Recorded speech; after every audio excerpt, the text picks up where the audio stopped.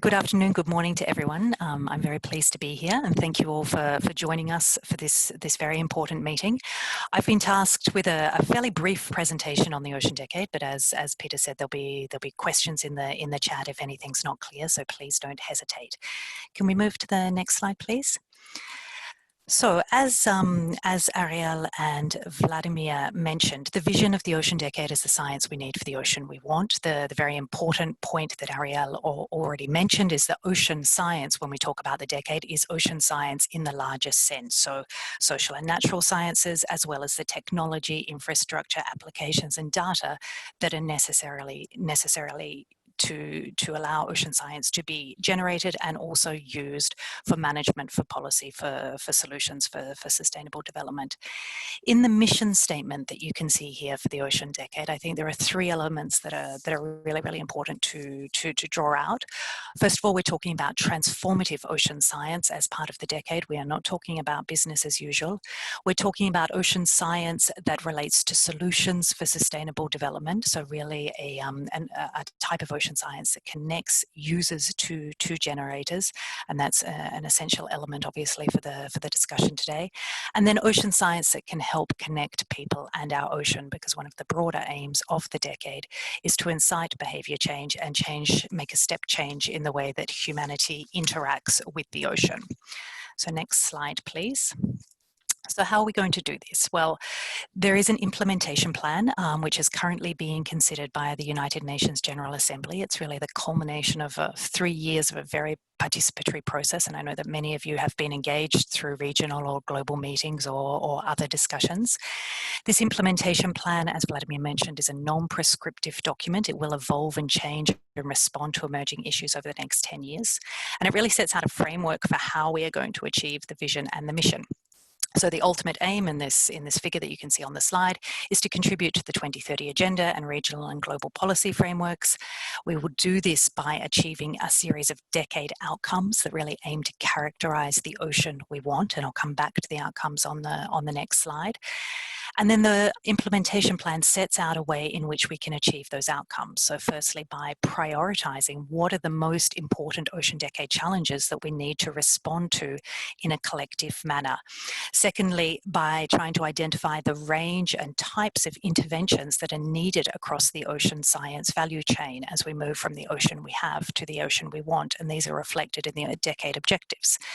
And then by setting up a framework so that a diverse group of actors can really contribute actions at all levels, whether it be at the local, the national, the regional, or the international level, to fulfill the objectives and the challenges and thus meet the outcomes. And I'll go through each of these layers in a little bit more detail because they're very important to understanding how the decade is structured. So if we can move to the next slide, please. So the decade outcomes. As I said, these describe the ocean we want. Vladimir already mentioned that there are 7 of these. Some of them refer directly to the desired state of the ocean, so a clean ocean or a healthy and resilient ocean, and others really relate to humanity's relationship with the ocean. So for example, an inspiring ocean or a safe ocean.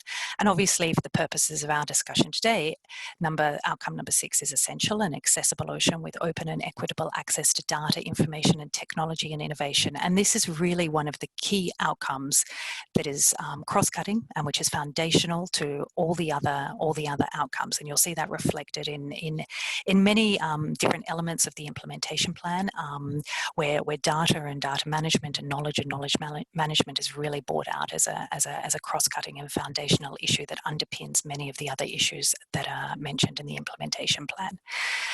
Next slide, please. The next layer down in that hierarchy that I presented at the outset was the Ocean Decade challenges. So these are really the most immediate and pressing needs of the decade. They will evolve over the life of the decade, obviously, to respond to emerging issues or social or economic contexts that arise. But these are the 10 Ocean Decade challenges that exist in the implementation plan that is the version that's currently being considered. So these are divided into 3 categories. The first 5 Ocean Decade challenges are really about knowledge and solutions. The next 3 decade challenges are about some of the essential infrastructure, so hazard multi-hazard warning systems, ocean observing, and then the last two challenges, again, are foundational or cross-cutting. Now, these Ocean Decade challenges really aim to provide entry points and lead to collective action amongst diverse actors, so that the resources and the investments in the decade are leading to collective and shared effort and impact. They will be used also to establish communities of practice around different issues, which will emerge and which will be facilitated over the life of the decade, including through a global stakeholder forum, which will be the main interface for stakeholder engagement throughout the decade. And you can see here from this diagram that the data and knowledge management really is, again, present throughout the challenges. Each one of these challenges has a data and a knowledge management component to it, whether it be pollutants and contaminants, the ocean climate nexus, food security, etc.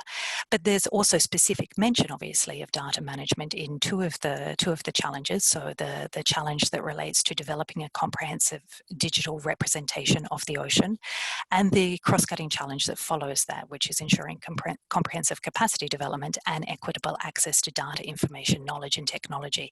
So there are many entry points for the data management community, and the way in which data-related interventions are going to interact and feed into the other elements and challenges of the decade. So if we move to the next slide, please. The next layer down in that framework then was the objectives and the actions of the Ocean Decade. The objectives, as I mentioned, were really the different steps in the process of the ocean science value chain. So moving from the ocean we have to the ocean we want via an identification of the required knowledge for sustainable development, a generation of that knowledge and a development of a comprehensive understanding of the ocean, and thirdly, increasing and improving the use of ocean knowledge. Now, these objectives are very important in organising the way that different interventions and actions will take place over the life of the decade. They're obviously iterative and overlapping. There's no clear-cut distinction between them, but we felt it was important to be able to recognise the different steps that we need to move through as we move to the ocean that we want. The actions that then feed into these objectives and ultimately into the challenges are really the tangible initiatives and endeavours that will be identified, implemented and resourced by diverse groups of actors over the life of the decade. The implementation plan does not aim to identify what these actions are. These actions will be identified by decade partners throughout the life of the decade, and the call for decade actions, such as the one that will be launched later this week, are the mechanism for identifying what those actions are, either at the program level, the project level, the activity level, or through contributions. We move to the next slide, please. So to finish off, I'd like to talk through just some of the next steps and key milestones. It's obviously a very important time in the Ocean Decade preparation phase at the moment. After 3 years of very intensive effort, where we're coming to the very last few months of the preparation phase before the start of the decade in January. As I mentioned, the implementation plan in its current version is currently being considered by the United Nations General Assembly, and will be looked at through what they call the Omnibus Resolution for the Oceans and the Law of the Sea from September through to December this year, which will then give us the green light to go ahead with the implementation plan for the decade. On the 15th of October, which is Thursday this week, it's a very big day for the decade team and everybody who's been involved. First of all, we have an information session to the United Nations member states who are considering the implementation plan at the moment. And very importantly, we're launching the first call for decade actions. I have one more slide after this where I'll touch on that call for decade actions, and my colleague Julian Barbier will talk about that as well in the next steps at the end of this meeting. We have some events coming up with a high-level supporters event planned in early December, and then obviously the start of the decade in January. From January through October next year, there will be a progressive establishment and rollout of the different coordination structures for the decade, as well as the stakeholder engagement mechanisms, which includes the Global Stakeholder Forum, which I made reference to, which is the main online and in-person interface for the different communities of practice that will emerge through the Ocean Decade. There are obviously major events coming up next year as well, being the first year of the decade. The timing of of these is uncertain given the sanitary situation, but there's certainly plans for a first International Ocean Decade Conference in Berlin in Germany, as well as the UN Ocean Conference in Lisbon with the dates to be confirmed, and I'm sure many other regional and national events that will come in to fill in this calendar. So if we can move to the next slide, please. Oh, sorry, there's one slide missing, so I'll just talk you through it. I wanted to just come back to the first call for Decade Actions, which will open, as I said, this Thursday. It is really a first call, and there will be many others that follow throughout the life of the decade, but it's an attempt to start identifying some of the major building blocks of the decade. It will really focus on two types of large-scale decade actions. Firstly, global or major regional programs of work, and secondly, contributions to the decade, whether they be in-kind or financial, including contributions to the central or decentralized coordination of the decade. The call for decade actions opens via an online system on the 15th, which is Thursday, and it will remain open until the 15th of January next year. For this particular call, there are no geographic or thematic restrictions. As for all the calls, there are certainly no limits on who can apply for endorsement of a decade action under the call, and we'd certainly encourage you to have a look at the documentation when it comes out on Thursday and start looking whether this is something that is of interest.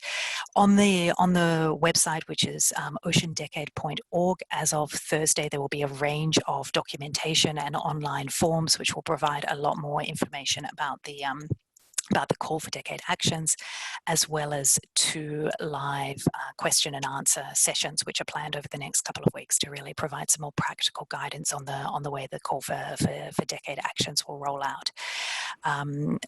As I said, my colleague Julian will come back to this in the next steps, because it may become clearer after the discussions between now and then how this group and how your institutions can participate in that. But it's certainly something to keep an eye on, and particularly on the website over the next week or so as the more detailed information for the call becomes available.